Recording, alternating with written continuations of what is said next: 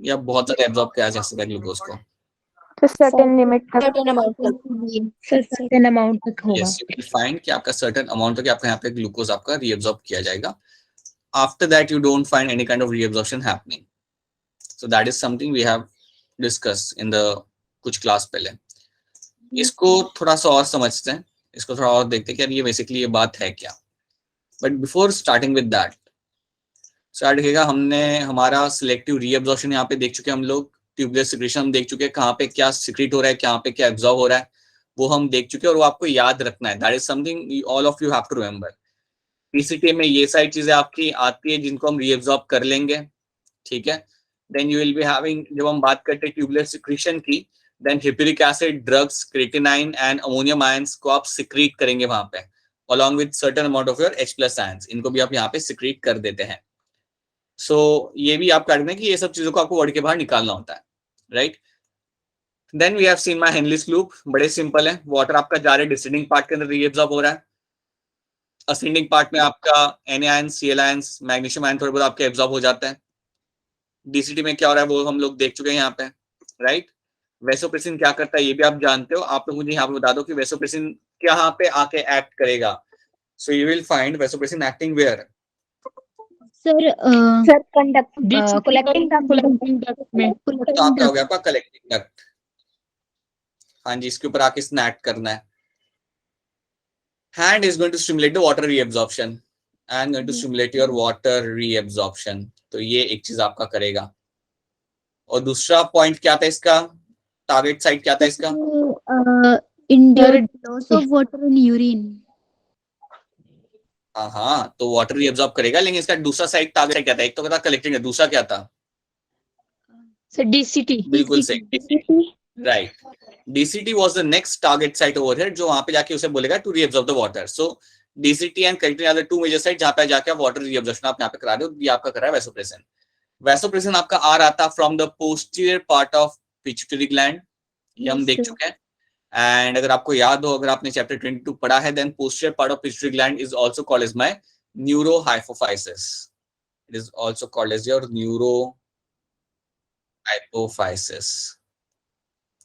Yes, sir. This is your posterior part of my pituitary gland. ठीक है, that is what it is also been called as. यहाँ से आपका आएगा आपका वैसोप्रेसिन और आके अपना काम करना चालू करेगा. याद रखना. अब आप मुझे बताओ कि अगर समझो ठंडी का दिन है, ठंड का माहौल है, ठंड का दिन है, देन वो टाइम पे वैसोप्रेसिन का अमाउंट ज्यादा होगा या कम होगा आपके बॉडी के अंदर? सर कम होगा. अगर ठंड का माहौल है, बिल्कुल सही, अगर ठंड का माहौल है देन आपके बॉडी के अंदर वैसोप्रेसिन कम सिक्रीट किया जाएगा. ठीक है. गर्मी है, स्वेटिंग ज्यादा हो रही है, पानी आप कम पी रहे हो, then in that case vasopressin का अमाउंट यहाँ पे आपका बढ़ जाता है. सो ये आपको यहाँ पे याद रखना है. ठीक है. Now vasopressin is also known as my anti diuretic hormone. तो ये याद रखना है एडीएच के आपके यहाँ पे, it is going to be your anti diuretic hormone. ये हम देख चुके हैं कल. That is going to be your vasopressin. ठीक है. After that you know what is your DCT is known for. तो इसको हमें यहाँ पे देखना नहीं. डीसीटी में क्या आपका सिलेक्टिव रीअब्सॉर्ब हो रहा है. Sodium ions is getting reabsorb, water is getting reabsorb and even your HCO3 are getting reabsorb. तो ये हम जानते हैं, तो इसके ऊपर हम ज्यादा वक्त जाया यहाँ पे करेंगे नहीं फिलहाल. Will directly jump on to something else, that is my counter current mechanism. So अभी हमने यहाँ पे समझना है हमारा counter current mechanism.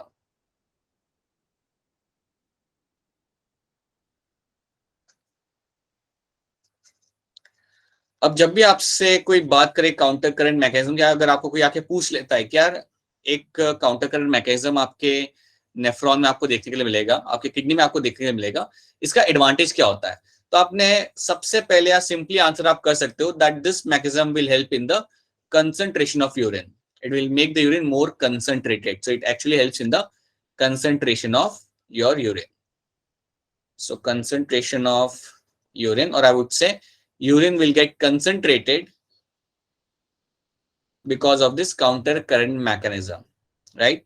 So we'll get to have a concentrated urine, or I would rather say, would rather write over here concentrated urine आपको यहाँ पे देखने के लिए मिलेगी. ठीक है. सो आपकी यूरिन अगर यहाँ पे कंसंट्रेटेड आपकी मिल रही है, देन इसका मतलब यहाँ पे ये होता है कि आपका वाटर लॉस यहाँ पे कम होगा. If you get to see that you have a concentrated urine, that means कि आपका पानी कम है, यूरिया ज्यादा है. So counter current basically मुझे हेल्प कर रहा है मेरे पानी को बचाने के लिए. तो अगर आपकी यूरिन ज्यादा कंसंट्रेटेड है, then obviously this is basically helping in the water reabsorption. ये काउंटर करंट मैकेनिज्म आपको हेल्प करता है इन योर वाटर रीएब्जॉर्प्शन. क्या होता है वो हम समझते हैं यहाँ पे, बट याद रखना कि इसका मेजर रोल यहाँ पे क्या है कि आपकी यूरिन को बनाएगा कंसंट्रेटेड, एंड ये आपको हेल्प करेगा इन योर वाटर रीएब्जॉर्प्शन के लिए. सो वाटर एब्जॉर्प्शन में ये आपको यहाँ पे करेगा हेल्प. अब वो कैसे करता है वो हम यहाँ पे समझते हैं.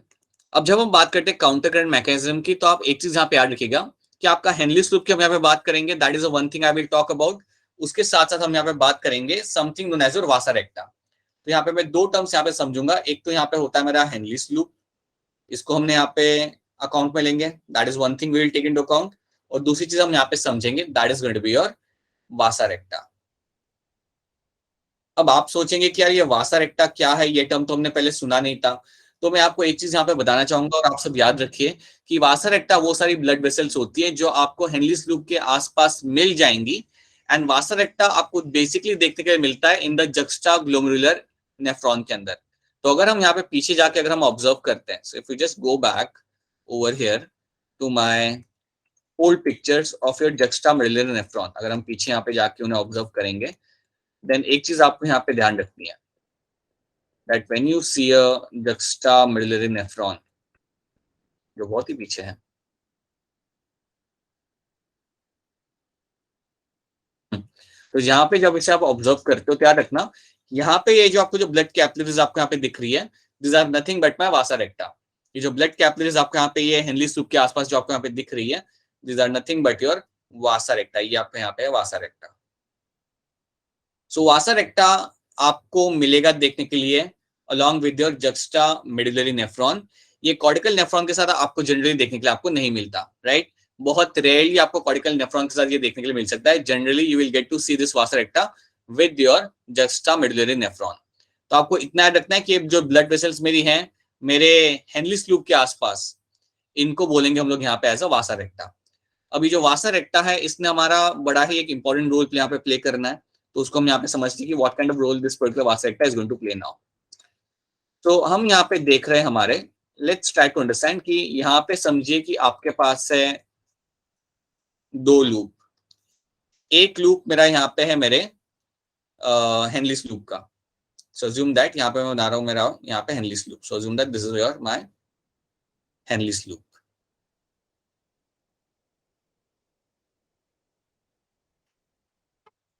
येलो वाला है मेरा यहाँ पे Henle's loop. So assume that this is my Henle's loop.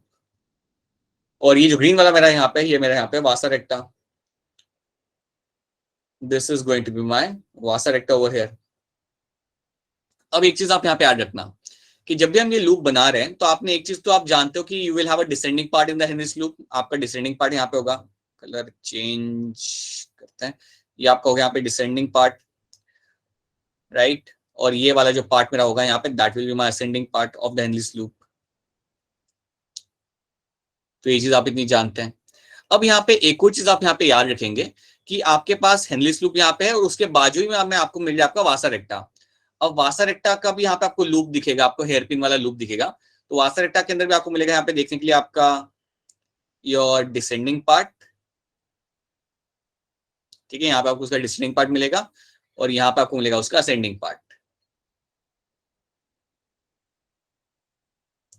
अब बात यहाँ पे ये है कि आपका जो हेनलीज लूप यहाँ पे है इसके अंदर फ्लो करेगा आपका फिल्ट्रेट. हेनलीज लूप के अंदर आपका फिल्ट्रेट फ्लो करेगा और ये फिल्ट्रेट जो फ्लो जब कर रहा है आपका हेनलीज लूप के अंदर, ये आपका अपोजिट डायरेक्शन में यहाँ पे फ्लो कर रहा है. So you can see you have a ascending part, you have a descending part, right? So आपका यहाँ पे you have the descending part and यहाँ पे आपको मिल रहा है देखने के लिए आपका असेंडिंग वाला पार्ट, जिसको मैं टैग करूंगा एज अ ए. तो यहाँ पे you have a to flow in the opposite direction. यहाँ पे आपके दो फ्लो है इन द अपोजिट डायरेक्शन के अंदर. अब ये जो मेरे दो फ्लो यहाँ पे दिख रहे हैं इन the opposite direction, that is the example of my counter current. जो दो मेरा जो यहाँ पे जो मेरा फिल्ट्रेट फ्लो कर रहा है और इस लूप के अंदर it is moving in the opposite direction, इसको हम बोलते हैं यहाँ पे counter current. That is something called as my counter current. उसी तरीके से मुझे counter current even vasa recta में भी देखने के लिए मुझे मिल जाएगा. उसी तरीके से काउंटर करंट मुझे वासा रेक्टा में भी देखने के लिए मुझे यहाँ पे मिल जाए, और वो काउंटर करंट मुझे मिल रहा है यहाँ पे देखने के लिए बिकॉज यहाँ पे मुझे एक 2 लूप यहाँ पे दिख रहे हैं. Again you will be having the descending loop over here, और यहाँ पे मेरा दिखेगा मुझे देखने के लिए यहाँ पे मेरा असेंडिंग लूप. याद रखिएगा कि मेरा वासा रेक्टा के अंदर जो फ्लो करेगा that will be my blood. वासा रेक्टा के अंदर जो मेरा यहाँ पे फ्लो करेगा वो मेरा यहाँ पे ब्लड होगा. हेनलीस लूप के अंदर मेरा फिल्ट्रेट फ्लो कर रहा है, वासा रेक्टा में मेरा यहाँ पे ब्लड फ्लो कर रहा है. बट बोथ ऑफ देम यहाँ पे शो कर रहे हैं मेरा काउंटर करंट. और काउंटर करंट का सिंपल मतलब यहाँ पे ये है when the movement of fluid is happening in 2 opposite direction. जब यहाँ पे आपके जो 2 फ्लो हो रहा है ये दोनों अपोजिट डायरेक्शन में जब आपका हो रहा होगा that is called as my counter current. So vasa recta में मेरा काउंटर करंट शो करेगा यहाँ पे, और इवन मेरा यहाँ पे हेनलीस लूप भी मेरा यहाँ पे काउंटर करंट शो करेगा. सो ये चीज आपको यहाँ पे याद रखनी है कि हेनलीस लूप की जब मैं बात करूंगा, सो हेनलीस लूप के अंदर मेरा filtrate shows counter current, and when I say counter current याद रखना that means the flow of fluid in the 2 opposite direction, right? मेरा फ्लूइड यहाँ पे फ्लो कर रहा है अपोजिट डायरेक्शन के अंदर, that is my counter current. तो मेरा फिल्ट्रेट यहाँ पे काउंटर करंट शो करेगा, और यहाँ पे मेरा जो ब्लड है जो यहाँ पे मूव कर रहा होगा blood is going to show my counter current flow. ये मेरा शो करेगा यहाँ पे काउंटर करंट फ्लो. तो पहले तो आपको याद रखना है कि यहाँ पे काउंटर करंट यहाँ पे दोनों के अंदर आपको देखने के लिए मिल जाएगा. So that is a very basic thing first of all you have to no.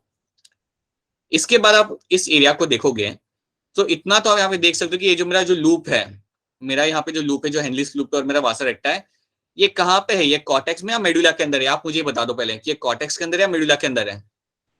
Sir medulla. Medulla के अंदर, क्योंकि आप जानते हो ये पूरा जो लूप जाता है पूरा मेडुला के अंदर ही जाता है, मेडुला के डेप्थ तक ही जाता है. So basically they are in the medulla वाले पार्ट के अंदर. ये जो हम पिक्चर हमारे सामने देख रहे हैं it is in the medulla वाले पार्ट के अंदर ही है. ठीक है.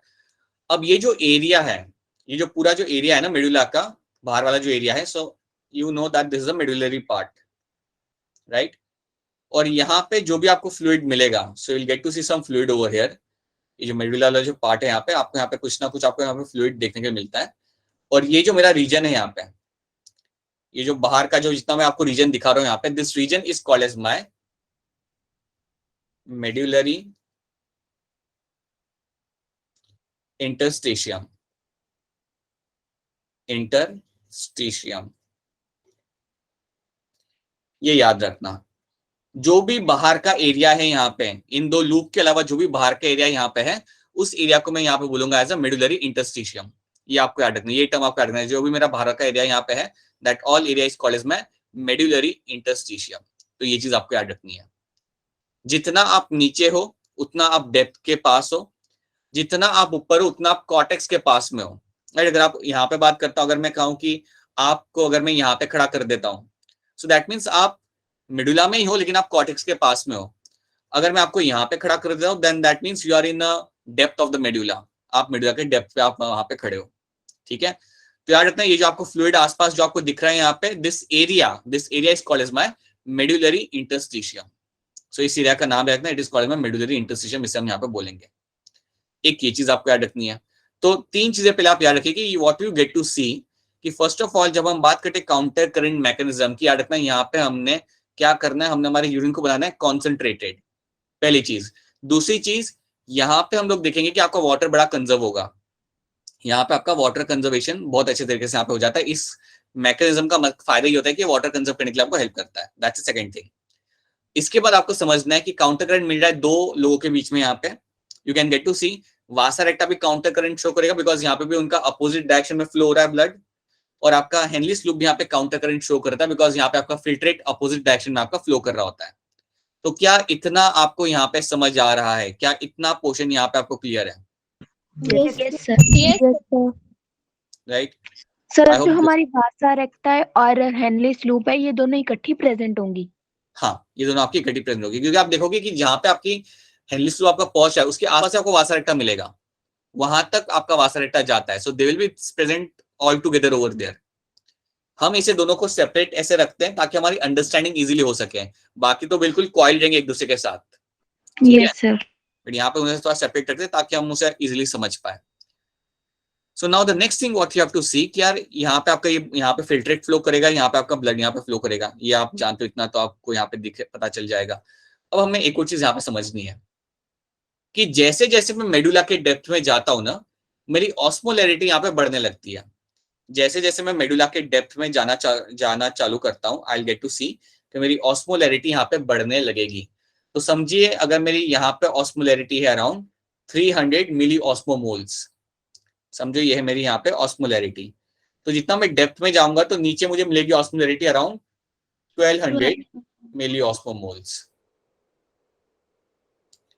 तो ऑस्मोलैरिटी मेरी यहाँ पे बढ़ती रहती है जितना मैं डेप्थ में जाता हूं। तो क्या रखना, मेडुला के डेप्थ में जो मेरी ऑस्मोलैरिटी होगी वो रहेगी अराउंड 1200 मिली ऑस्मोमोल की, और जो आपके एकदम सुपरफिशियल या ऊपर वाले पार्ट में जो मिलेगी मुझे ऑस्मोलैरिटी वो होगी अराउंड 300 मिली ऑस्मोमोल्स की होगी। अब अगर आपको ऑस्मोलैरिटी यहाँ पे समझ नहीं आ रहा, देन मैं एक बार शॉर्ट में ऑस्मोलैरिटी बताता हूँ कि ऑस्मोलैरिटी आपकी यहाँ पे क्या है। तो ये एक बार आप समझ जाओगे देन आपको आगे चीज समझने में आपको आसानी होगी। समझिए आपके पास यहाँ पे एक ग्लास है, राइट, और ग्लास के अंदर आपने यहाँ पे पानी डाल के रखा हुआ है और पानी है अराउंड, लेट्स से इसके अंदर है around 100 ml of water. In this you have 100 ml of your water, ठीक है। अब इसमें आपने क्या किया, इसके अंदर आपने डाल दिया, लेट्स से आपने इसके अंदर डाला 50 gram of Glucon D, 50 gram आपने ग्लूकोज पाउडर इसमें डाल दिया। You added the glucose powder, वो भी कौन से फ्लेवर का, ऑरेंज फ्लेवर का, ताकि कलर आए, राइट। सो आपने 50 ग्राम यहाँ पे आपने ग्लूकोज पाउडर यहाँ पे डाल दिया, फ्लेवर मैटर नहीं करता, हमने ग्लूकोज पाउडर यहाँ पे डाल दिया। और ये डालने के बाद ऐसा समझ लो,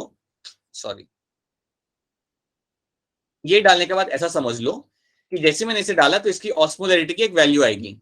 समझो इसकी वैल्यू आ रही है ऑस्मोलैरिटी की अराउंड 100 मिली ऑस्मोमोल्स। ये वैल्यू मेरी आती है of my osmolarity after adding 50 gram of glucose. अब यहाँ पे मैं क्या करता हूं, मैं एक और ग्लास लेता हूं, एक और मैं यहाँ पे ग्लास लूंगा, उस ग्लास के अंदर मैं डालूंगा यहाँ पे, लेट्स से वापस से मैं यहाँ पे रखता हूँ अपना 100 ml वाटर। सो 100 ml पानी में इस ग्लास के अंदर डालूंगा पहले तो, और उसके बाद इसमें मैं डालता हूं around let's say 200 gram of glucose.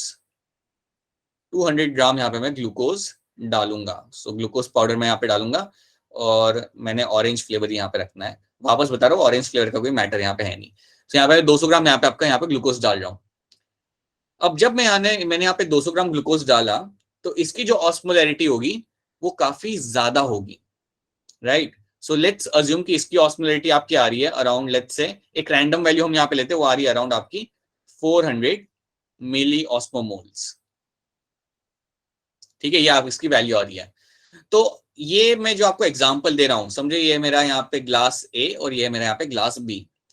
मैं आपको एग्जांपल इसलिए दे रहा हूं just to make you understand कि अगर पानी के अंदर आपके सॉल्यूट्स ज्यादा है देन आपकी ऑस्मोलैरिटी की वैल्यू आपकी ज्यादा होगी। अगर पानी के अंदर सॉल्यूट्स यहाँ पे कम है देन आपकी ऑस्मोलैरिटी की वैल्यू यहाँ पे होगी कम, राइट। ए के अंदर पानी 100 ml है लेकिन 50 ग्राम ग्लूकोज दी है तो उसकी वैल्यू हमने लगा दी यहाँ पे 100 मिली ऑस्मोमोल्स। बीकर बी के अंदर पानी उतना ही है लेकिन यहाँ पे सॉल्यूट का कंसंट्रेशन यहाँ पे ज्यादा है, so you will have a much more higher osmolarity over here. यहाँ पे ऑस्मोलैरिटी की वैल्यू यहाँ पे बढ़ जाती है।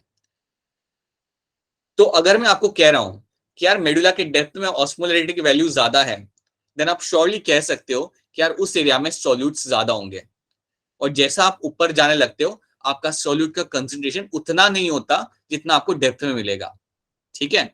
अब सोचो यहाँ पे, अगर अब मुझे एक बात बताइए, अगर मुझे बीकर बी के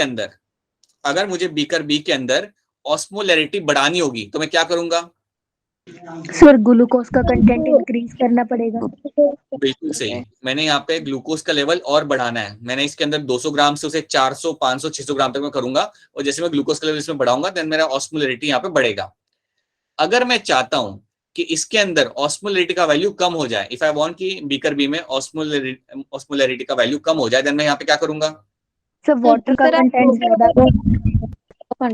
हाँ, वाटर का कंटेंट मैं यहाँ पे बढ़ा दूंगा। अगर मैं यहाँ पे 500 ml करता हूँ या यहाँ 800 ml अगर मैं यहाँ पे करूंगा तो सडनली मेरी ऑस्मोलैरिटी यहाँ पे कम हो जाएगी। तो इतना तुम समझो कि डाइल्यूट सॉल्यूशन की ऑस्मोलैरिटी होती है कम, डाइल्यूट सॉल्यूशन की ऑस्मोलैरिटी की अगर तुम वैल्यू निकालोगे, ऑस्मोलैरिटी अगर तुम उसकी निकालते हो, क्योंकि अगर मैं इसमें 800 ग्राम पानी, 800 ml अगर मैं पानी डालता हूँ और मैंने डाला था 200 ग्राम ग्लूकोज यहाँ पे, देन एकदम ये डाइल्यूट हो जाएगा और फिर आप वो मेहमानों को दे सकते हो पीने के लिए। तो अगर आप देखोगे कि डाइल्यूट सॉल्यूशन की ऑस्मोलैरिटी हमेशा आपकी रहती है, यूजुअली आपको कम मिलेगी, और कॉन्सेंट्रेटेड सॉल्यूशन की ऑस्मोलैरिटी आपको जनरली मिलती है आपकी हाई। सो ये चीज याद रखना यहाँ पे। उसी तरीके से अगर मुझे बीकर बी के अंदर अगर मुझे ऑस्मोलैरिटी यहाँ पे कम करनी है तो मैं क्या करूंगा, बीकर ए के अंदर अगर मुझे और कम करना है तो मैं क्या करूंगा, सर पानी ज्यादा सेम चीज मैंने इसमें वाटर बढ़ाना है, मैंने यहाँ पे और पानी डालना है, राइट। जितना पानी डालूंगा मैं, ऑस्मोलैरिटी की वैल्यू उतनी आपकी कम होने लगेगी, राइट। अगर मुझे बढ़ाना है देन यहाँ पे मुझे और ज्यादा सॉल्यूट्स डालने पड़ेंगे, ठीक है। तो क्या ऑस्मोलैरिटी यहाँ पे सबको समझ आ रहा है? Is this part clear to all of you? बोलो बोलो बेटा, क्वेश्चन पूछ लो। सर आप फिर से समझा दोगे? देखो ध्यान से, आपने लिया एक ग्लास, ठीक है, उस ग्लास के अंदर आपने डाला 100 ml पानी, ठीक है। उसके बाद आपने क्या किया, उस ग्लास के अंदर आपने डाला 50 ग्राम ग्लूकोज। अब 50 ग्राम ग्लूकोज जब उसके अंदर आपने डाल दिया तो उसके बाद क्या होगा कि वो एक सॉल्यूशन बन गया जिसमें कुछ सॉल्यूट्स है और पानी है, और हम कहते हैं कि यार इसकी वैल्यू जो है यहाँ पे वो है आपकी 100 milli osmoles. Let's say the value of that particular beaker a glass है इज माय 100 मिली ऑस्मोमोल्स, ये उसकी ऑस्मोलैरिटी की वैल्यू है, ठीक है। तो ये वैल्यू आपको यहाँ पे मिल गई। अब अगर आप इस ग्लास के अंदर पहले आपने डाला 50 ग्राम, इसके अंदर अगर आप और 200 ग्राम डालते हो और इसमें आप 200 ग्राम ग्लूकोज डालते हो, समझो आपने लिया, आप ये ड्रिंक बना रहे हो और आपको मजा नहीं आ रहा 50 ग्राम के अंदर, आपने और 200 ग्राम डाल दिया, तो क्या होगा, सॉल्यूट यहाँ पे बढ़ेंगे नहीं बढ़ेंगे? सॉल्यूट यहाँ पे बढ़ जाएगा, जो सॉल्यूट पहले था उससे ज्यादा बढ़ जाएगा यहाँ पे सॉल्यूट। अगर सॉल्यूट का लेवल बढ़ेगा यहाँ पे देन याद रखना आपके ऑस्मोलैरिटी की वैल्यू भी यहाँ पे आपकी बढ़ने लगती है। तो लेट्स से इसकी वैल्यू यहाँ पे हो जाएगी 500 मिली ऑस्मोमोल्स। तो ऑस्मोलैरिटी की वैल्यू यहाँ पे बढ़ने लगती है। अब आपको लग रहा है कि यार ये तो ज्यादा हो गया, इतना ज्यादा हो गया, ये अब मुझे पसंद नहीं आ रहा। तो अब आपको क्या करना है कि आपको इसके ऑस्मोलैरिटी अगर आपको कम करनी है तो आप क्या करो, आप इसके अंदर पानी डालना चालू करो। आप एक जग ले आओ, इसमें पानी डालना चालू करो। So what will happen, the osmolarity will start going down. सो इसका मतलब यहाँ पे ये है कि जितना आपका सॉल्यूशन कंसंट्रेटेड होता है उतना उसका ऑस्मोलैरिटी का वैल्यू ज्यादा होगा, और जितना डाइल्यूट होगा उसकी ऑस्मोलैरिटी का वैल्यू उतना रहेगा कम। अब समझ आया आपको ये? Now is it clear to all of you? Sir अगर हमारा ऑस्मोलैरिटी इंक्रीज होगा, मतलब उसमें कंटेंट ज्यादा होगा, तो हमारी बॉडी में हार्म करेगा वो? बॉडी के अंदर पूछ रहे हो या यूरिन के अंदर पूछ रहे हो आप? सर बॉडी में।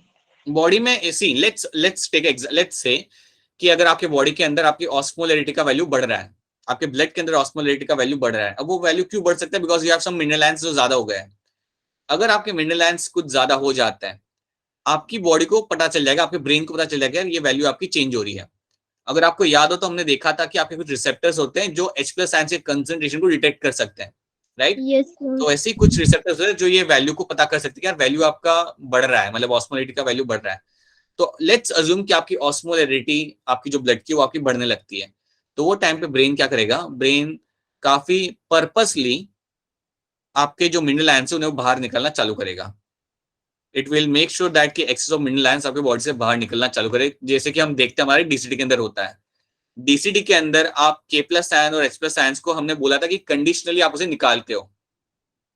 तो अगर आपके बॉडी के अंदर ऑस्मोलैरिटी का वैल्यू बढ़ रहा है then brain will do its job, or I would say the body will collectively do its job under the influence of the brain, कि यार आप नेफ्रॉन में से आप इनको निकालना चालू करोगे, you will start throwing the excess of mineral ions out. Now the question is कि आपका क्वेश्चन ये क्या कोई डैमेज कर सकता है? The answer is you can have an impact on the body अगर आपके कुछ आयंस का कंसंट्रेशन ज्यादा हो जाता है। तो अगर आपके H+ आयंस का कंसंट्रेशन ज्यादा हो जाता है, it can create a blood acidic, जो आपके नॉर्मल होम्योस्टेटिस को अफेक्ट कर सकता है, राइट? कुछ आयंस ऐसे होते हैं जिनका अगर लेवल ज्यादा हो गया then they can affect your normal metabolic pathway, आपके नॉर्मल मेटाबॉलिक पाथवे को वो अफेक्ट कर सकता है। So these are the things you will always find happening, ठीक है? So yes, you have to maintain that, और अगर ये बढ़ेगा then it can have a impact on the body. अब वो क्या, कौन सा मिनरल आयन बढ़ रहा है वो डिटरमाइन करता है कि किस टाइप का इम्पैक्ट होगा, ठीक है? So that is something you have to know. तो ये हो गया आपका यहाँ पे ऑस्मोलैरिटी, ये आपको यहाँ पे याद रखना है। अब यहाँ पे फटाफट पीछे आते और आगे बढ़ते हैं, ठीक है? सो नाउ याद रखना कि आपका, अगर मैं कह रहा हूं कि नीचे 1200 मिलिऑस्मोल है, तो यहाँ पे आपका it is highly concentrated area medullary interstitium का, और ऊपर वाला एरिया इतना कंसंट्रेटेड नहीं है मेडुलरी इंटरस्टिशियम का। आई थिंक इसका माइक ऑन है, सो प्लीज अपना माइक ऑफ कर लीजिए, क्योंकि आप क्या बोल रहे हो वो वैसे भी पता नहीं चल रहा है। Okay, so now you'll be finding that your DCT, your Henle's loop is coming down. So ये डिसेंडिंग पार्ट में से क्या बाहर निकलेगा यहाँ पे? सर डिसेंडिंग पार्ट में से क्या बाहर निकलता है? Descending part is known for what? Sir Na positive और अरे डिसेंडिंग पार्ट है, Henle's loop का डिसेंडिंग पार्ट है, descending part. Sir water positive और वाटर दैट पॉजिटिव वाटर रहेगा बेटा। हेनलीस लूप पे कौन बोल रहा है कि पॉजिटिव एंड सोडियम आयंस? अगर डिसेंडिंग पार्ट है बेटा, यहाँ पे descending part is always going to release out the water molecules. यहाँ से आपके वाटर मॉलिक्यूल्स निकलते हैं ना। Descending part of the Henle's loop is permeable for my water molecules. याद रखना, ये भूलना नहीं आपने। जो डिसेंडिंग पार्ट मेरा यहाँ पे होगा, वहां से पानी ही बाहर निकलेगा। ये आपके सिर्फ पानी के लिए परमिबल होता है, ठीक है। उसके बाद you will have the ascending part. Ascending part से क्या निकलेगा? सर हाँ राइट, अब सही बोल रहे हो कि असेंडिंग पार्ट में से मैंने लिखा है यहाँ पे sodium and Cl ions will come out. So sodium ions and Cl ions will come out from the ascending part. तो ये आपको यहाँ पे याद रखना है that my sodium and Cl ions और chloride ions will start coming out of the ascending part. Descending part से आपका आता है यहाँ पे पानी। अब ये जो मेरा सोडियम आयंस यहाँ पे आ रहा है ना, जो मेरे सोडियम आयंस यहाँ पे आ रहे हैं आपके, अगर आपसे कोई पूछे क्या सोडियम आयंस, हाँ जी बेटा बोलिए।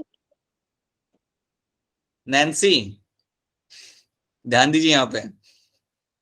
सो if you are finding my sodium and Cl ions are coming out from this area, तो ये कहाँ पे आ रहे हैं? फिलहाल पहले ये लोग आएंगे आपके मेडुलरी इंटरस्टिशियम के अंदर।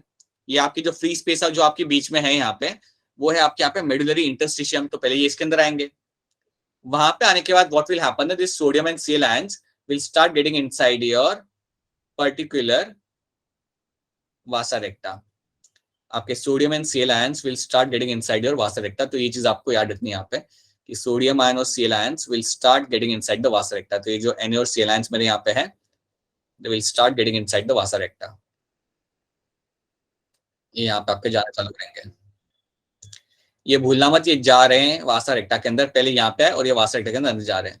अब आप सोचेंगे कि यार ये वासा रेक्टा में जा रहे हैं तो ये तो वापस चले जाएंगे ब्लड के थ्रू ऊपर, पर ऐसा नहीं होगा। ये पिक्चर को आप यहाँ पे देखो, see try to understand this picture over here. You are finding कि आपके NaCl यहाँ पे बाहर निकल जाए आपका फ्रॉम द असेंडिंग पार्ट। ये आपको यहाँ पे दिख रहा है, ठीक है। अब उसके बाद यहाँ पे क्या होगा, you will get to see कि ये जो मेरे Na और Cl आयंस है, ये सारे मेरे आ जाएंगे ये वासा रेक्टा के अंदर। They will start getting inside the वासा रेक्टा, और ये मेरे डिसेंडिंग पार्ट ऑफ वासा रेक्टा के अंदर आएंगे। तो याद रखना, ये चीज भूलना नहीं है आपको। असेंडिंग पार्ट में से निकलेगा NaCl, ascending part of Henle's loop में से निकलेगा, and then it will get into the descending part of my vasa recta. ये चीज क्या सबको यहाँ पे दिख रही है? What is happening over here? From the ascending part the Na and Cl ions are coming out and they are getting inside the descending part of my vasa recta। और जैसे ही वासा रेक्टा के डिसेंडिंग पार्ट में लोग जाएंगे, सो क्या होगा, इसकी osmolarity का वैल्यू यहाँ पे बदलेगा। आप देखो, अगर आप NaCl को यहाँ पे अगर आप ला रहे हो ब्लड के अंदर, देन पहले 300 था वैल्यू, अब वो कम होने लगेगा यहाँ पे 300 से 4 बढ़ने लगेगा यहाँ पे 300 से 400, 400 से 600, और बढ़ते बढ़ते हुए आपका आ जाएगा अराउंड 1200 तक यहाँ पे। So try to understand this thing कि जैसे आपका NaCl इसके अंदर आता है, आपका यहाँ पे इनिशियल वैल्यू था आपका around 300, it will start increasing over here. ये होगा 600, देन होगा यहाँ पे 900, देन अल्टीमेटली आपका यहाँ पे हो जाता है रफली अराउंड यहाँ पे होगा आपका यहाँ पे 1200। सो that is what happening over here कि यहाँ पे आपका सोल्यूट्स आ रहे हैं, इसलिए आपका वैल्यू यहाँ पे बढ़ रहा है। तो ये आपको याद रखना है। अब जैसी आपका आता है असेंडिंग पार्ट ऑफ वासा रेक्टा, जैसी आपका असेंडिंग पार्ट आता है वासा रेक्टा का, तो वो टाइम पे क्या होगा, आपके Na और Cl आयंस बाहर निकलना चालू करेंगे। आपके Na और Cl आयंस बाहर निकलना यहाँ पे चालू करते हैं। दे विल डिसाइड कि यार हमें बाहर आना है। So now they will come out from this area. तो अगर मेरे Na और Cl आयंस यहाँ पे बाहर आ रहे हैं, तो आप मुझे बताओ कि अब मेरा ऑस्मोलैरिटी का वैल्यू अगर मेरा यहाँ पे 900 है, तो क्या मेरा अब ये वैल्यू कम होगा या बढ़ेगा? सर कम होगा। राइट। सो मेरा जो ऑस्मोलरिटी का जो मेरा यहाँ पे वैल्यू अब यहाँ पे मेरा कम होना यहाँ पे चालू करेगा। सो जैसे जैसे आप मैं ऊपर की तरफ जाऊंगा आई विल फाइंड कि मेरे ऑस्मोलरिटी का वैल्यू यहाँ पे कम होने लगता है मेरे वासरेटा के अंदर, और जो मेरे Na और Cl आयंस है वो मेरे सारे के सारे वापस से आ जाते हैं इन माय मेडुलरी इंटरस्टिशियम के अंदर। So they are all coming back into my medullary interstitium. तो ये चीज आपको याद रखनी है कि आपका अल्टीमेटली क्या हो रहा है कि आपके Na और Cl आयंस वापस से आ जाते हैं आपके मेडुलरी इंटरस्टिशियम के अंदर, और ये आपको मेंटेन रखना है। मेडुलरी इंटरस्टिशियम के अंदर आपको Na और Cl आयन का कंसंट्रेशन आपको हमेशा मेंटेन रखना है, क्योंकि आपके लिए जरूरी है। ये चीज याद रखना, you have to maintain, let me write it down over here, you have to maintain a good concentration of, you have to maintain concentration of Na and Cl ions in your medullary interstitium, in your medullary interstitium. ये आपको maintain करना रहेगा हमेशा, क्योंकि जब तक आप इसे मेंटेन नहीं कर रहे तब तक आपका वाटर एब्जॉर्प्शन नहीं हो सकता। जब तक आप मेडुलरी इंटरस्टिशियम के अंदर आप Na और Cl आयन का कंसंट्रेशन आप मेंटेन नहीं कर रहे तब तक आपका वाटर एब्जॉर्प्शन नहीं हो सकता। So that's why you have to maintain that. So अगर मैं आपको पूछूं, अगर मैं अब आपको यहाँ पे पूछूं कि आपके NaCl आयंस पहले कहां से आए, पहले ये कहां से निकले थे? From ascending limb. हाँ, ascending loop of what? Right, ascending loop of your Henle's. तो असेंडिंग हेनलेस लूप में से मेरे यहाँ पे निकले मेरे सोडियम और क्लोराइड आयंस। यहाँ से मेरे निकलेंगे मेरे यहाँ पे Na आयंस मेरे यहाँ से निकलते हैं, and even your Cl ions will come out from this particular area. और ये जाते किसके अंदर है? In which particular vessel they will get inside? Which part of vasa recta? Descending. Descending part. Right. Will get inside the descending part of your vasa recta. Descending part of your vasa recta के अंदर ये चले जाएंगे vasa recta. So all of them will get inside the descending part of my vasa recta. So that is something you have to know. ये सारे के सारे Na और Cl ions will get inside that. लेकिन वो वापस बाहर आ जाते हैं जैसे ही आपका टर्न लगता है असेंडिंग वाले एरिया के अंदर वासा रेक्टा का, दे स्टार्ट कमिंग आउट। लेकिन इतना याद रखना, इतना तो याद रखना कि कहां से कहां पे जा रहे हैं, right, from where to where they are going. और जब ये यहाँ पे जाएंगे उसके बाद वो वापस आ जाते हैं। अल्टीमेटली क्या होगा ना, एंड में वो वापस आ जाएंगे आपके मेडुलरी इंटरस्टिशियम के अंदर, जो आपको उन्हें लाना भी है। बिकॉज यहाँ पे आपको एक कंसंट्रेशन मेंटेन करना है। देखो समझो, यहाँ पे 300 से 1200 का ये जो रेंज है ना, ये आपको मेंटेन करना होता है यहाँ पे, इसलिए आपको Na और Cl आयंस यहाँ पे चाहिए, राइट। अगर आपसे कोई पूछता है कि यार मेंटेन करना क्यों है, देन आपका आंसर होना चाहिए कि वाटर एब्जॉर्प्शन तभी होगा जब आपके मेडुलरी इंटरस्टिशियम के अंदर ये मेंटेन रहेगा। ये जो बेटा पानी आपका निकल रहा है ना यहाँ पे, the water which is coming out over here, ये आपका इसलिए निकल पा रहा है क्योंकि आपके बाहर वाले एरिया के अंदर आपका वो कॉन्सेंट्रेशन मेंटेन्ड है, that's why the water is coming out. क्या ये वाला पार्ट आपको समझ आ रहा है? Is it part clear to all of you? Yes, sir. Right? So this is something should be very clear to you कि यार यहाँ पे हो क्या रहा है। So इतना अगर आप समझते हो तो आपको इतना समझ आ जाएगा कि यार इसका पर्पस क्या है, कि वाटर एब्जॉर्ब कराना है यहाँ पे और यूरिन को करना मुझे कॉन्सेंट्रेटेड। अब हमारा पहला बात हमने यही किया था कि यार हम यहाँ पे यूरिन को करते हैं concentrated. Now the question is यार ये कॉन्सेंट्रेटेड यूरिन बनेगी कैसे, हाउ दैट विल हैपन। तो याद करो आप अपना, you have something known as your, इसको इग्नोर करो फिलहाल के लिए, you have your collecting duct। आपका collecting duct यहाँ पे प्रेजेंट है, तो collecting duct भी आपका यहाँ पे प्रेजेंट होगा साइड में कहीं पे। अब collecting duct जो आपका यहाँ पे होता है, इसमें से पानी निकलता है नहीं निकलता? सर अरे इसमें से वाटर रीअब्सॉर्ब होता है या नहीं होता?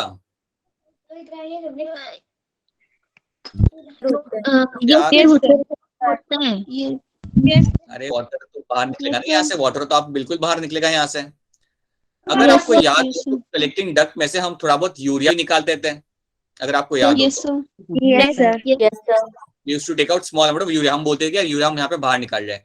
तो जब हम यूरिया बाहर निकालते थे, इसका रीजन ये होता था कि इस यूरिया की वजह से क्या होगा, आपका मेडुलरी इंटरस्टिशियम के अंदर आपका कंसंट्रेशन वहां पे ज्यादा हो जाएगा, मतलब it will become more concentrated. तो यूरिया जब हम बाहर निकालते थे उसका निकालने का रीजन यही होता था, रीजन आपका ये था that you have to make medullary interstitium concentrated, इसलिए हम यूरिया को निकालते थे बाहर।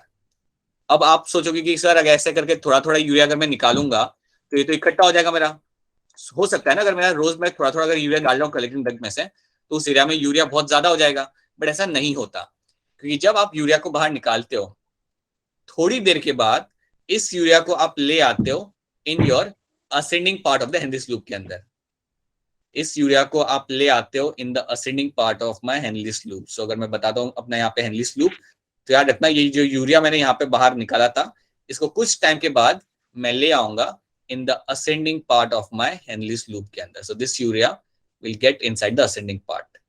ये बात भी याद रखना, ये भूलना नहीं है आप लोगों ने, that this urea will get inside the ascending part. Ultimately ascending में आएगा, गोल फिर के वापस वो यहाँ पे आ जाएगा, वापस यहाँ से आप बाहर निकालोगे और वापस उसे ले आओगे आप असेंडिंग पार्ट के अंदर। सो दैट्स हाउ आप यूरिया को सर्कुलेट करते रहते हो, थोड़े से यूरिया को सर्कुलेट करते हो ताकि आप मेडुलरी इंटरस्टिशियम का कंसंट्रेशन मेंटेन कर सको। और जब तक आप वहां पे उसका कंसंट्रेशन मेंटेन कर रहे हो आपका पानी वाया ऑस्मोसिस काफी आराम से आपसे निकलता रहेगा। Your water will just keep on coming out from the collecting duct, your water will just keep on coming out from the descending part of the Henle's loop. और ये सब करा जा रहा है with the help of my highly concentrated medullary interstitium, क्योंकि वहां पे आपका वो एनवायरमेंट है, उससे आपका पानी काफी इजीली वाया ऑस्मोसिस बाहर निकलता रहता है, जिसको आप वापस से सर्कुलेशन में लेके आ सकते हो। तो क्या ये वाला पार्ट आपको यहाँ पे समझ आ रहा है? Is this part clear to all of you? Yes sir. Yes, sir. सो ये चीज याद रखना। देखो यहाँ पे पिक्चर में भी उन्होंने बना के रखा हुआ है आपको यहाँ पे कि आपका कैसे यहाँ पे उन्होंने यूरिया यहाँ पे निकाला हुआ है। So they have taken out the urea over here as well, you can see over कि वो लोग कलेक्टिंग डक्ट में से यूरिया निकाल रहे हैं, लेकिन याद रखना ये वापस आ जाता है आपके असेंडिंग पार्ट के अंदर। So ascending part of the Henle's loop is permeable to urea, तो यूरिया उसके अंदर जाएगा और वापस गोल घूम के वापस आपका आएगा कलेक्टिंग डक्ट के अंदर। ये सारे यूरिया के साथ नहीं कर रहे, आप थोड़ा सा यूरिया आप निकालते हो, और याद रखना it is all been done so that you can maintain the level of your concentration in your medullary interstitium। और इसी तरीके से आप अपना मेंटेन करते हो, आप अपना यूरिन को बनाते हो अपना कंसंट्रेटेड। अगर मेरा पानी निकल जाए, अगर मेरा कलेक्टिंग डक्ट में से अगर मेरा पानी निकलता है, देन ऑब्वियसली क्या होगा, यहाँ पे पानी कम होगा, यूरिया ज्यादा होगा। So that's how I can make my urine concentrated. So याद रखना that is how you are going to ensure that कि आपका यूरिन हमेशा रहेगा कंसंट्रेटेड, और यही काम होता है मेरे काउंटर करंट मैकेनिज्म का। सो that is what my counter current mechanism is known for. तो क्या काउंटर करंट मैकेनिज्म आपको यहाँ पे समझ आ रहा है? Is this part clear to all of you? Yes sir. Yes, sir. Yes, sir. अगर समझ नहीं आ रहा देन बता दो, I can repeat all those things again to you. That's one thing. Second thing, let's have a morning session tomorrow, so if you have a doubt in this you can always come back and या fix that thing. ठीक है? अच्छा, एक और चीज यहाँ पे सुन लो, ये क्वेश्चन आपके साथ यहाँ पे, urine passes from pelvis into what? Pelvis से यूरिन कहाँ पे जाता है? बता दो 1 2 3 4 क्या आंसर होगा यहाँ पे? सर यूरेटर यूरेटर ही होगा, ज्यादा सोचना नहीं है। 1 is going to be answer over here. ठीक है? मुझे अब ये नेक्स्ट वाला आंसर मुझे करना चैट के अंदर, फटाफट चैट के अंदर आंसर करना। Glucose is taken back from the glomerular filtrate through what? Active transport, passive transport, osmosis, कैसे होगा glucose transport? Preeti, that's right answer. Jagdish, Diksha, Ketki, Neeta, Payal, Nancy, Muskan, Archana, that's the right answer. Yes, you will find Aarti true. Pooja true. That's going to be your active transport.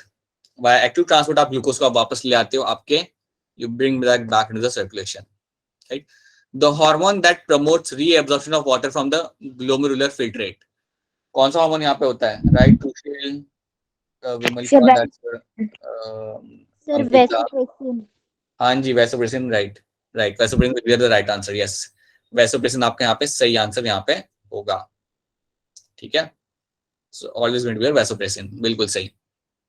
तो ये questions 3 थे जो आपने यहाँ पे देखिए। ओके, सो ये आपको यहाँ पे याद रखना, एंड प्लीज याद रखना अल्टीमेट गोल यहाँ पे क्या है। देखो, काउंटर करंट के ऊपर कई सारे क्वेश्चन पहले आ चुके हैं और वापस आ सकते हैं। याद रखना इसका काम होता है to make the urine concentrated.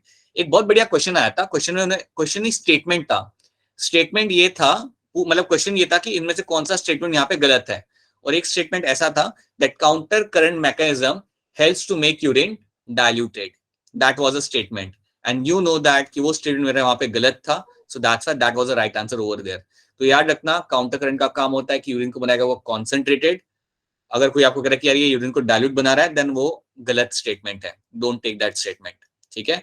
And ultimately ये हेल्प करता है आपके वाटर रीएब्जॉर्प्शन के लिए. सो that is what my counter current mechanism is known for. तो इतना आपको इसके अंदर काफी थरली याद रखना है. ठीक है. Now the next thing you have to understand counter current के बाद, और याद रखना प्लीज, एक बार फिर बता रहा हूँ, मैं बार बार इसलिए बोल रहा हूँ क्योंकि ये इंपॉर्टेंट है. इसलिए ये पिक्चर याद रखना कि कहाँ से निकल जाए आपका NaCl और जाता कहाँ पे पहले वो. It will get inside the वासा रेक्टा. फिर बाद में क्या होगा, वो वासा रेक्टा जब असेंडिंग में टर्न मारता है यहाँ पे तो वापस निकल जाएगा. इट विल कम आउट और वापस बाहर निकल के it will get inside, it will get into your medullary interstitium. तो प्लीज ये भूलना मत कि यहाँ पे क्या हो रहा है. एंड आई होप आपको ये समझ आ रहा है कि यहाँ पे आपका ऑस्मोलैरिटी कैसे चेंज हो रहा है. आपका 1200 से 300 यहाँ पे इसलिए हुआ क्योंकि आप NaCl को बाहर निकाल लेते हैं. अगर आप सॉल्यूट्स को बाहर निकाल लो देन आपका ऑस्मोलैरिटी यहाँ पे आपका चेंज होगा, यहाँ पे आपका कम होने लगेगा. राइट. अगर आप सॉल्यूट को डाल दो देन आपका ऑस्मोलैरिटी यहाँ पे आपका बढ़ता रहेगा. राइट. यहाँ पे आपने उसे निकालना चालू कर दिया सॉल्यूट को, तो आपका ऑस्मोलैरिटी आपका वापस यहाँ पे कम होने लगता है. तो ये भी रिलेशन प्लीज याद रखना सब लोग. ठीक है. So that is something you have to now. The next thing you have to understand here is in terms of my regulation of your kidney. अगली चीज जो आपको यहाँ पे समझनी है, that is also very important topic. ये है हमारा यहाँ पे regulation of your kidney. Kidney को कौन रेगुलेट करता है और कैसे किडनी रेगुलेट होती है. अच्छा, ये समझने के पहले क्या आप मुझे बता सकते हो कि बताओ, मतलब मुझे बस हाँ या ना में जवाब दो. आपने एक टर्म सुना होगा जिसको हम कहते हैं हमारा haemodialysis. Yes, sir. Yes, sir. Yes, sir. ये कौन कराता है? तो जिनकी किडनी खराब हो जाती है, जिनका ब्लड प्योर नहीं हो पाता. राइट. जिनकी किडनी खराब हो रही है या जिनका ब्लड आपका जा नहीं रहा आपके किडनी तक, जो भी है, आप करा रहे हो आपका हीमोडायलिसिस. आप मुझे ये बताओ कि एक पेशेंट है जिसको डॉक्टर ने रेकमेंड किया है that you have to undergo the haemodialysis, और वो मना कर देता है कि यार मैंने नहीं कराना, तो उसके बाद क्या होगा आप मुझे बताइए. सर उसकी सीधे तुम डेथ पे ले उसको, उसके पहले क्या होगा ये बताओ मुझे. बॉडी में है नहीं पता चल जा. क्या बोल रहे हो, समझ गया मेरे को. रुको. हाँ अब बोलो. बोलो नहीं, क्या बोलो. हाँ, केतकी कह रही है दैट यू विल फाइंड कि यूरिया का क्या, So यूरिन का आउटपुट कम हो जाता है. यूरिन का आउटपुट कम हो जाएगा. अच्छा ये बोल रहे हो केतकी आप. सर यूरिया का कंटेंट बढ़ जाएगा बॉडी में. केतकी कह रही है कि यूरिया का कंटेंट बढ़ जाएगा, और कोई क्या है, कोई एक बच्चा था शायद नया कीर्ति, यस, कि यूरिन का आउटपुट यहाँ हो जाएगा आपका कम. यूरिन का आउटपुट हो जाएगा यहाँ पे लेस. सर नेहा बता रही थी कि यूरिन का कंटेंट इंक्रीज होगा और केतकी बता रही थी कि कम होगा. तो दोनों में से सही. हाँ ठीक है. Alright, got it. ठीक है, दोनों का आंसर यहाँ पे सही है. राइट, जो भी आपने बोला है. यस, यूरिया का कंसंट्रेशन यहाँ पे आपका बढ़ जाएगा. अगर आपकी किडनी काम नहीं कर रही, आपका डॉक्टर कहेगा कि भैया लगा लो, हीमोडायलिसिस कर लो, और अगर आप नहीं कर रहे then in your body the urea will increase. And if the urea increases, तो आप क्या सोच सकते हो यार, इतना तो आप पढ़ चुके हो फिजियोलॉजी की, क्या करेगा अब यूरिया, अगर आपको क्या लगता है what can potentially happen now. अगर यूरिया बढ़ेगा तो क्या हो सकता है फिर बॉडी के अंदर, यूरिया बढ़ रहा है तो क्या, मतलब यूरिन डार्क हो जाएगा. कोई आपसे एक्सपेक्ट नहीं कर रहा करेक्ट आंसर के लिए. It's a very open ended question. आपको क्या लगता है कि क्या हो सकता है? Water loss. यूरिया इंक्रीज होगा तो वाटर लॉस. ठीक है, एनीथिंग एल्स? मतलब मेरे को बीमारी का नाम तो नहीं आ रहा. अरे बीमारी का नाम जानना भी नहीं है मेरे को, इतना बोल दो तुम. If you have a high amount of urea in the blood then it can affect your metabolic pathways. It is going to affect your metabolic pathway. नाम और ये सब तो तुम पढ़ लोगे, समझ लोगे. आपको ये सुनना है कि यार इम्पैक्ट क्या होता है, what is the influence on the body if something doesn't happen.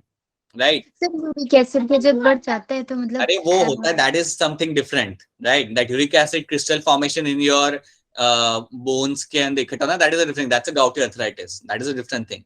You just have to tell me कि यार क्या हो रहा है, and that is going to be. Kidney को इफेक्ट करेगा. हाँ बेटा बोलो.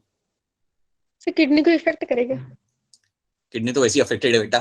किडनी इज लाइक अब मैं कितना ही अफेक्ट हूँ, इट्स नॉट वर्किंग. किडनी ने तो हाथ खड़े कर दिए, राइट. अब वो बॉडी को अफेक्ट करेगा. नाउ यू विल फाइंड कि आपके बॉडी में जो मेटाबॉलिक पाथवेज होते हैं नॉर्मली, राइट. और व्हेन आई से मेटाबॉलिक पाथवे, तुम कुछ इमेजिन कर पाओ ना कर पाओ, इतना तो कर सकते हो, क्रेब्स साइकिल एंड ईटीसी. ठीक है. सर उसका क्रिएटिन का लेवल बढ़ जाएगा. क्रिएटिन का लेवल, हाँ क्रिएटिन का लेवल भी बढ़ जाएगा, राइट. क्रिएटिन बढ़ेगा, हिप्रिक एसिड बढ़ेगा, एक सर्टेन अमाउंट में अमोनिया भी आपका इकट्ठा होगा, क्योंकि अमोनिया भी आपका बॉडी के बाहर नहीं जा रहा, राइट. वो भी आपका थोड़ा सिक्रीट किया जाता है आपके किडनी के थ्रू, अगर आपको याद हो तो पीसीटी में हम करते हो. So yes, it will also have impact, it will also have impact on the body. So generally you will find कि मेटाबॉलिक पाथ आपका यहाँ पे बिगड़ जाएगा, and that could be the reason for the कि the person will start it initiate its downfall towards the death, right. That will potentially happen. So या that is the thing. मैं आपको एक और चीज यहाँ पे बताना चाहूंगा. किडनी की एक बड़ी खास बात होती है कि अगर आपकी एक किडनी खराब हो जाए, राइट, तो दूसरी किडनी काफी अच्छा वर्कलोड संभाल लेती है, राइट. ये चीज याद रखना कि अगर आपकी दो किडनी, अगर एक चीज किडनी खराब हो जाती है, निकाल देते हो आप किसी रीजन से, then your single kidney can pick up 80% of the workload. तो ऐसा नहीं होता कि आप 50% ही काम करेगी किडनी मेरी या 50% ही मेरा वर्कलोड होगा, ऐसा नहीं होता. It will pick up the workload. So एक के एब्सेंस में वो 80% तो काम संभाल लेती है, राइट. दूसरे का 80% काम एक सिंगल किडनी वहां पे आपका हैंडल कर लेती है. That is very interesting part about the kidney, कि वो ऐसा कर पाता है, right. You can not do this. I wish we could have done the same thing for the brain as well, but ऐसा दूसरा ऑर्गन के साथ नहीं होता. You will only find that thing happening with the kidney. Okay, जब हम बात करते हैं रेगुलेशन ऑफ किडनी की, तो पहले याद रखना कि यहाँ पे कौन कौन इन्वॉल्व होगा. यू विल फाइंड दैट यहाँ पे हमारा एक हार्मोनल इन्वॉल्व यहाँ पे होगा. You will find there will be a hormonal influence. You'll get to see in this, right. अब हार्मोनल इन्फ्लुएंस की जब मैं यहाँ पे बात करूंगा, तो आपको यहाँ पे तीन चीजें मैं चाहता हूँ कि आप यहाँ पे ऐड करें, और तीन चीजों को ही हम यहाँ पे स्टिक करेंगे. हम यहाँ पे बात करेंगे about your aldosterone, aldosterone which is also called as your ADH. Sorry. Aldosterone, that's one thing. You will have, just wait, let me write it down again. I don't want to jump onto aldosterone directly. Wait. 2 step आगे चला गया मैं, वापस पीछे आने दो. ठीक है, सुनो वापस से. आप बोल रहे थे वो हम पहले लिखेंगे. First is your ADH. True. That is your anti diuretic hormone. ADH मतलब आपका वैसोप्रेसिन, ठीक है, या वैसोप्रेसिन मतलब आपका ADH. ये एक चीज आपका करेगा, ये आपका प्ले करेगा role in your regulation of kidney. Then you can have something like your renin, or I would write right now JG cells,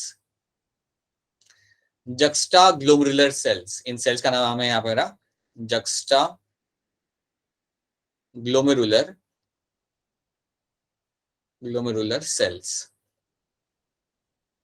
ये cells का नाम याद रख लेंगे. इनका भी एक बड़ा इंपॉर्टेंट काम होगा, because they will be using the renin to regulate your kidney. And third is going to be your heart. यहाँ पे आपका हार्ट यहाँ पे डायरेक्टली इन्वॉल्व हो रहा है. सो हार्ट भी किडनी के रेगुलेशन में एक सर्टेन अमाउंट का रोल यहाँ पे प्ले कर सकता है, राइट. हार्मोन की अगर हम बात करें तो हार्मोन आपके यहाँ पे ADH की हम बात करेंगे यहाँ पे, right. That is one of the very important hormone which will play a important role in regulation of your kidney, right. उसके साथ आपके JG सेल्स जो आपके होते हैं यार, ये आपके किडनी में ही होते हैं, ये आपके किडनी में ही होंगे आपके, और ये कुछ आपको रिलीज करेंगे. That is called as my renin. अब ये जो रेनिन है आपका, ये रेनिन कुछ और रेनिन है. ये रेनिन वो रेनिन नहीं है.